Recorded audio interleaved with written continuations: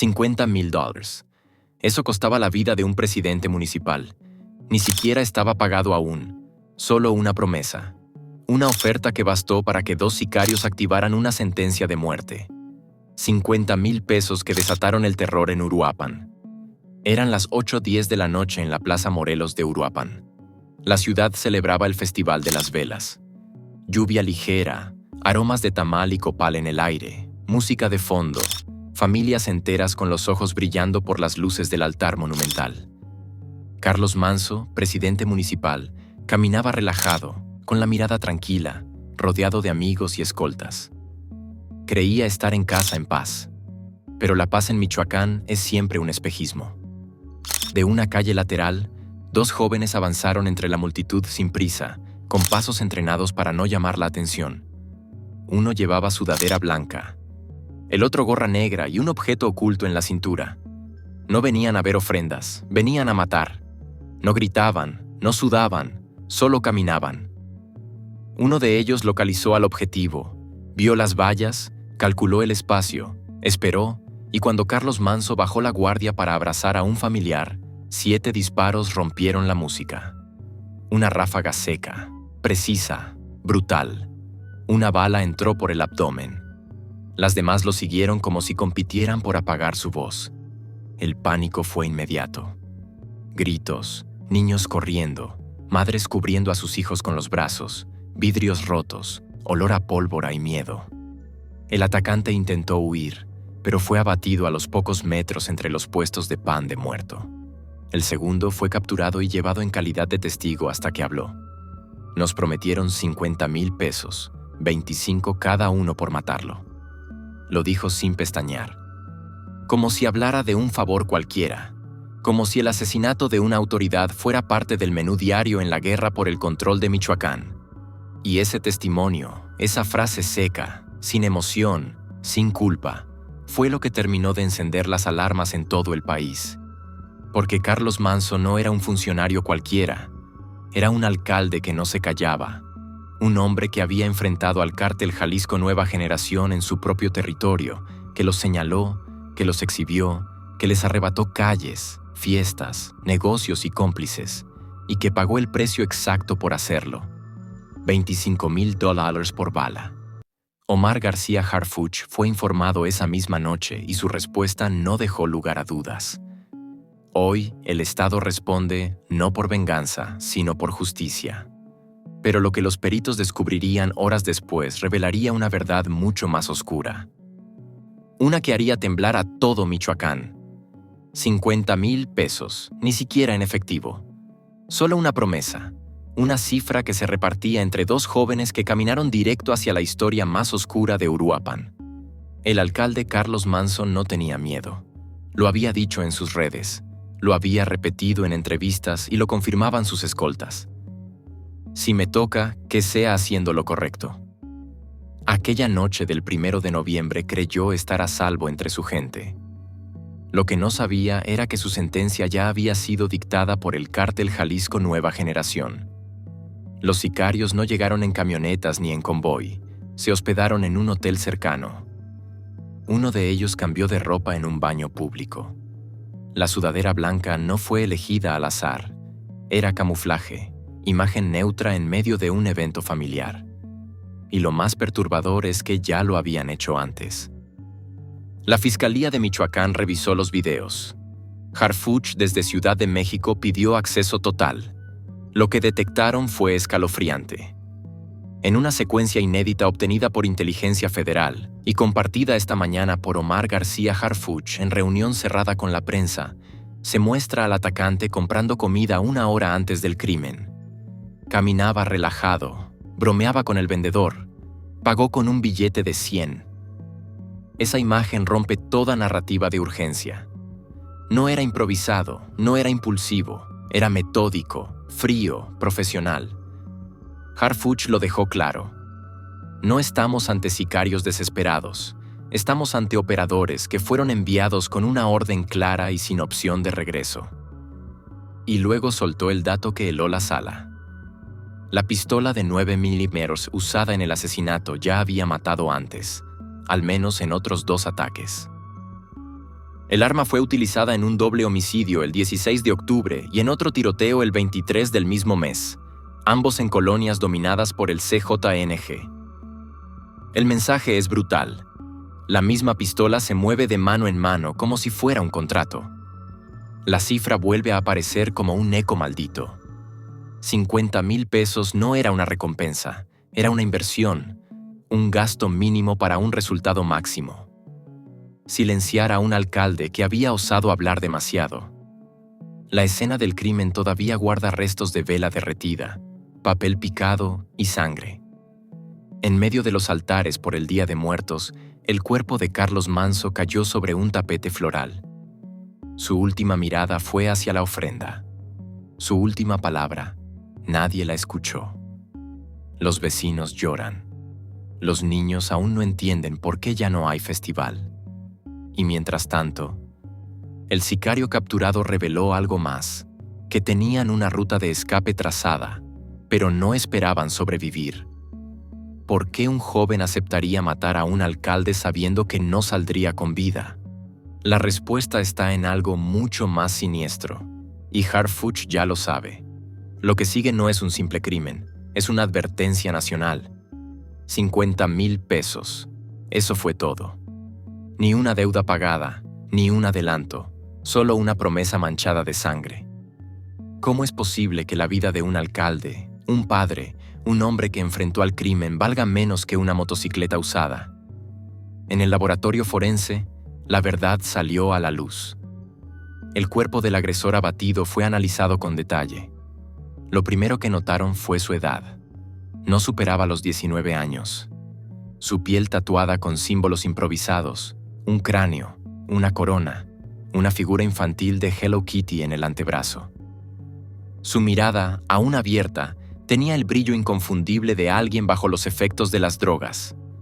El informe toxicológico lo confirmó. Anfetaminas y marihuana. Estaba drogado cuando apretó el gatillo. No tenía miedo, no tenía juicio. Solo una orden y una promesa de dinero que tal vez nunca cobraría. 50,000 pesos por la vida de un alcalde. 25,000 por cada sicario. Ni siquiera alcanzaba para un funeral digno. Pero esa cifra se repite como un eco en las paredes de la fiscalía, en las declaraciones, en los titulares, en las manos crispadas de los agentes que aún no entienden cómo se banalizó tanto la muerte. El fiscal de Michoacán, Carlos Torres Piña, entregó los resultados a la prensa, y junto a él apareció Harfuch con rostro endurecido, mirada firme y una frase que se volvió viral al instante. Hoy sabemos que el asesino ni siquiera tenía registro en el INE, no existía en el sistema. Un fantasma con tatuajes y anfetaminas reclutado para matar por el precio de una televisión. Los investigadores lo corroboraron. El Instituto Nacional Electoral no tiene huellas coincidentes. No hay CURP, no hay antecedentes, no hay nombre, solo un cuerpo que disparó 7 veces y murió entre ofrendas, convertido en una pieza desechable del engranaje criminal del CJNG. Los peritos hallaron algo más inquietante. La pistola de 9 milímetros había sido usada en al menos 3 homicidios recientes. Era un arma itinerante, una herramienta de muerte que cambiaba de manos como si fuera una ficha más del mercado del terror. Harfuch habló con dureza frente a las cámaras, frente al país entero. No se trata solo de castigar. Se trata de entender cómo un sistema puede degradarse tanto que un joven sin identidad ni futuro asesine a un alcalde por 50,000 pesos. Eso no es crimen, eso es una enfermedad social. El aire en la sala era denso. Las luces blancas resaltaban el rostro cansado de los agentes. Fuera, la ciudad de Uruapan amanecía con velas encendidas en cada esquina. El olor a cera y a pólvora se mezclaba con el de la tristeza. El Festival de las Velas se había convertido en un altar espontáneo para su alcalde caído. Y entre las flores, un letrero improvisado decía: «Ni toda la droga del mundo vale una vida». Pero mientras el país lloraba, una pregunta se abría paso entre los informes, las pruebas y los silencios oficiales. ¿Quién ordenó pagar esos 50,000 pesos? ¿Y por qué justo ahora? Lo que Harfuch revelará en las próximas horas podría explicar el verdadero motivo detrás del asesinato y cambiar la historia reciente de Michoacán. Carlos Manso no era un político cualquiera. Era un hombre de barrio, de botas gastadas y manos firmes, de los que caminaban el mercado saludando por nombre a los locatarios. Había sido maestro rural, luego servidor público, pero cuando tomó las riendas del gobierno municipal de Uruapan, entendió que no solo heredaba una oficina, heredaba una guerra. Su misión fue clara desde el primer día: limpiar el municipio del veneno del crimen organizado, y por eso no se escondía. Subía videos, mostraba operativos, señalaba con nombre y apellido a líderes del CJNG y los Caballeros Templarios. Se grababa personalmente incautando armas. Exponía sin miedo los vínculos entre delincuentes y políticos corruptos, y con cada publicación se ganaba un enemigo más, pero también ganaba el respeto de su gente. «Prefiero morir peleando que vivir callado», decía. Esa frase quedó grabada en uno de sus últimos videos donde anunciaba la detención de René Belmonte, alias El Rino, jefe de plaza del CJNG en la región.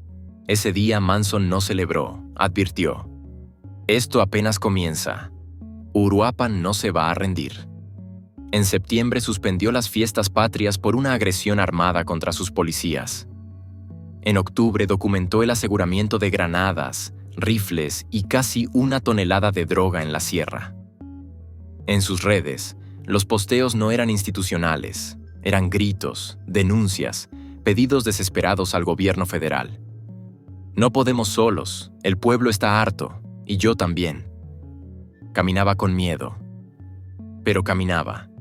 Sus hijos sabían que papá estaba en peligro. Sus escoltas le sugerían bajar el ritmo. Él respondía siempre lo mismo: «¿Y si me callo? ¿Quién sigue?». Una semana antes del atentado, publicó su mensaje más duro. Acusó a exalcaldes de Morena de robar urnas, manipular procesos internos y coludirse con el narco para retomar el poder. Ese mensaje fue compartido más de 100,000 veces en redes, y luego el silencio. La noche del 1 de noviembre, el alcalde que nunca se escondía cayó por la espalda. En su bolsillo encontraron una estampita de San Miguel Arcángel y una hoja doblada con una frase escrita a mano: «Si me toca, fue por defender a los míos».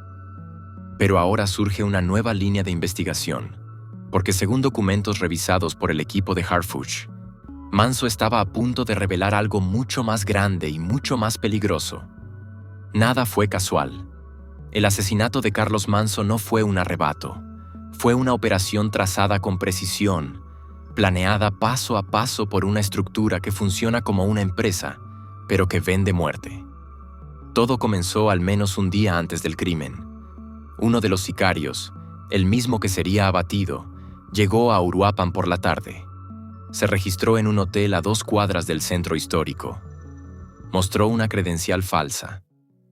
Pagó en efectivo, no pidió factura. A las 4 en punto de la tarde del 1 de noviembre salió del hotel. Las cámaras lo muestran caminando por calles aledañas.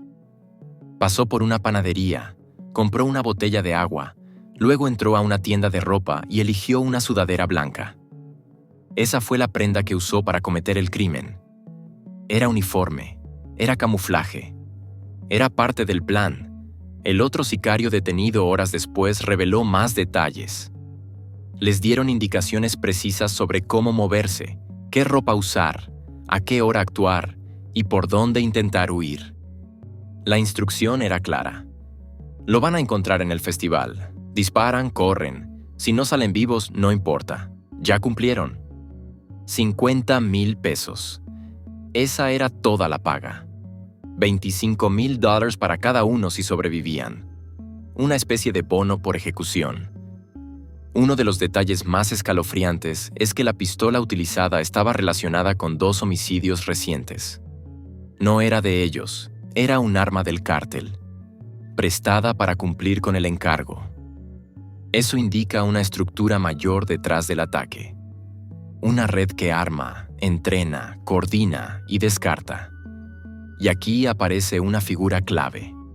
Un hombre apodado El Flaco, supuesto reclutador de jóvenes sicarios en la región. No aparece en registros oficiales, pero su nombre fue mencionado por el sicario capturado.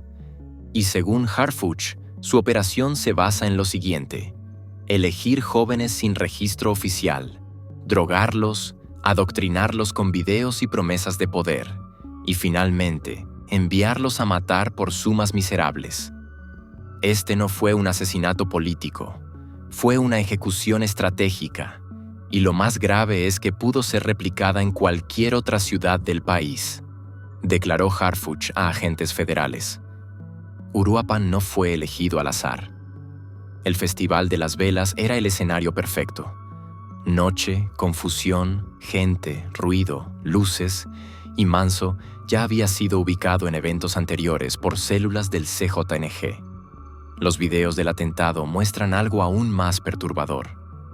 El sicario esperó, observó, midió, y cuando Manso se inclinó para ver una ofrenda, disparó 7 veces frente a todos. El cuerpo del presidente municipal cayó entre veladoras encendidas, y mientras las primeras personas gritaban, uno de los asesinos se perdió entre el público como si nada hubiera pasado. El otro no tuvo tanta suerte. Fue abatido con una ráfaga seca por parte de un escolta que apenas reaccionó a tiempo. Pero mientras la gente intentaba entender lo que había ocurrido, otro personaje entraba en escena. Silencioso, observando desde lejos, un testigo inesperado que ahora podría cambiar todo. Justo cuando todo parecía cerrado, apareció un testigo, uno que no estaba en el plan, uno que lo vio todo y decidió hablar. Su identidad permanece protegida. Es un joven de 22 años que trabaja como camarero en un restaurante cercano a la plaza. Esa noche había salido a fumar a la calle lateral cuando vio a los 2 sicarios reunidos con un tercer hombre. No hablaban, se pasaban un teléfono. El camarero alcanzó a escuchar una frase breve: "Ahí está, es ahora o nunca". Pero lo más impactante no fue eso. El testigo asegura que al terminar el crimen y comenzar la confusión, ese tercer hombre no huyó, se quedó observando, dio media vuelta y desapareció entre la multitud. La fiscalía tiene ya una imagen borrosa del sujeto. No figura en ningún registro local, pero los sistemas federales sí lo reconocieron. Se trata de un operador identificado como C3, supuesto enlace entre el ZNG y estructuras de inteligencia criminal en el estado. Harfuch lo confirmó en rueda de prensa a puerta cerrada. Tenemos indicios de que Carlos Manso no era el único objetivo. Este crimen no fue solo castigo, fue advertencia. Porque el testigo también escuchó algo más. Una frase que cambia el sentido del asesinato. Si cae Manso, los demás se van a doblar. Eso confirma lo que Harfuch sospechaba desde el inicio. El ataque fue un mensaje directo a otros alcaldes, policías y funcionarios que se han negado a colaborar con los cárteles.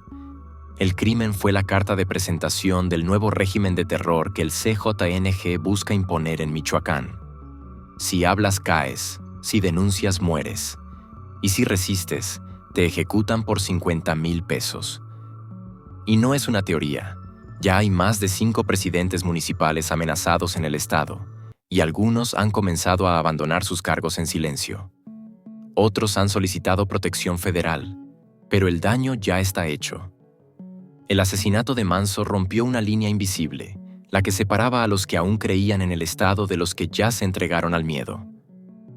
En su último mensaje publicado 3 días antes de su muerte, Carlos Manso advirtió algo que ahora suena profético.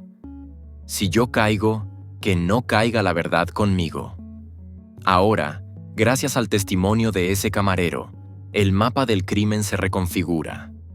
Ya no es un ataque aislado, es una operación sistemática, una purga silenciosa. Y Harfuch lo sabe. Por eso, mientras los analistas terminaban de armar el rompecabezas, él ya preparaba su siguiente movimiento. Uno que no se había usado antes en Michoacán y que iba a encender las alarmas del país entero. La noche era espesa en Morelia. El aire olía a tierra mojada y rabia contenida. En una sala de seguridad blindada, el general del momento se preparaba para hablar. Omar García Harfuch, rostro impenetrable. ojos fijos y una frase que rebotó en los muros como un disparo. No vamos a permitir que 50,000 pesos nos definan. Eran las 9:17 de la noche cuando Harfuch dio la orden. Despliegue total. El operativo fue bautizado como Código Manso, y no era solo un despliegue táctico, era una declaración de guerra.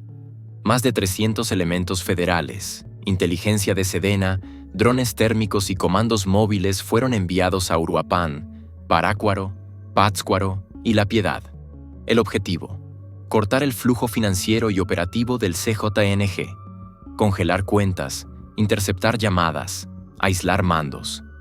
Vamos a secar la raíz. No nos basta con capturar al dedo que jaló el gatillo, sentenció Harfuch. Y mientras las órdenes se ejecutaban, una frase encendía redes sociales replicada por miles. Hoy el Estado responde, no con discursos, con hechos. La instrucción fue precisa. Cateos simultáneos en 8 domicilios vinculados al crimen. Protección federal para 5 alcaldes en riesgo. Detección facial acelerada del agresor abatido. Investigación inmediata de autoridades locales que filtraron información del evento. Porque sí, Harfuch confirmó que alguien filtró los movimientos de Manso. Alguien sabía a qué hora llegaría, quiénes lo acompañarían y por dónde escaparía el agresor. Ese alguien está dentro del sistema y ahora también está en la mira. Pero eso no fue todo. Desde el C5I de Michoacán, Harfuch activó por primera vez un protocolo de cerco inverso jamás aplicado en esta región. Cada persona que se encontraba en la plaza durante el ataque sería geolocalizada, identificada y contactada, no para investigarla, para protegerla. Quien haya visto algo, quien haya grabado algo, debe saber que el Estado está de su lado, no de los asesinos. Fueron sus palabras exactas. Y mientras se activaban las rutas de seguridad, algo comenzó a circular en redes sociales. Un archivo filtrado, un mensaje atribuido al CJNG que decía: no fue por Manso, fue por lo que sabía. Esa línea cambió el tono de todo. Porque si Carlos Manso estaba a punto de revelar algo, ese algo podría explicar la desesperación detrás del crimen. Harfuch no se detuvo. Vamos a descubrirlo y vamos a exponerlo, porque este no es un caso más. Es una línea roja que no vamos a dejar pasar. Pero mientras el Estado actuaba, una segunda bomba comenzaba a gestarse en las calles. La plaza de Uruapan se llenó con más velas que personas. Las flores del altar se marchitaron en silencio, y la gente ya no miraba al cielo por tradición, sino por miedo. El Festival de las Velas se convirtió en un funeral colectivo. Las calles huelen a incienso, cera derretida y rabia. El nombre de Carlos Manso ya no es solo el de un alcalde asesinado. Es un símbolo, es un grito. Es la última línea que no debió cruzarse. El 2 de noviembre, miles de personas marcharon en silencio por el centro. Portaban carteles, retratos, veladoras. Uno de ellos decía: ¿quién sigue? En Morelia, la capital del estado, la indignación explotó. Manifestantes irrumpieron en el Palacio de Gobierno, destrozaron puertas, rayaron paredes, gritaron nombres de alcaldes caídos y acusaron directamente a las autoridades de permitir que el narco escriba las reglas. 8 detenidos. Ninguna respuesta, solo silencio institucional y un país que sangra. En redes sociales, el hashtag Justicia para Manso rompió tendencias. Desde políticos hasta ciudadanos comunes, todos repiten la misma pregunta. ¿Cómo es posible que un presidente municipal muera por 50,000 pesos? Pero mientras el pueblo clama justicia, los cárteles avanzan. En los días posteriores al crimen se reportaron 3 alcaldes más, renunciando en silencio a sus cargos. Uno huyó del país, otro pidió asilo político, uno más desapareció sin dejar rastro. El mensaje fue recibido y el miedo obedecido. Pero hay algo más, porque entre la ciudadanía comenzó a circular otro tipo de mensajes. Videos, audios, testimonios que revelan algo aterrador. Carlos Manso no murió solo por ser valiente, murió por lo que estaba a punto de decir. Un informante anónimo entregó a las autoridades un conjunto de archivos que Manso tenía preparados para divulgar esta misma semana. Entre ellos, videos de reuniones secretas entre autoridades municipales y operadores del CJNG, contratos de obra pública vinculados a testaferros del narco, audios donde se amenaza a regidores y empresarios que se negaban a colaborar. El alcalde tenía una bomba lista para estallar, pero lo mataron primero. Y ahora el país enfrenta a una verdad incómoda. Si las voces valientes mueren, ¿quién quedará para hablar? Harfuch, al enterarse del contenido de los archivos, pidió protección federal para la familia de Manso y advirtió algo que retumbó en todo el gabinete. Esto ya no es solo Michoacán, esto ya es México. Pero justo cuando el país comenzaba a digerir el crimen, apareció un dato que lo cambia todo y que podría volver a encender la guerra. Iban a soltar a El Rino, jefe de plaza del CJNG en Uruapan. El mismo que Carlos Manso ayudó a capturar.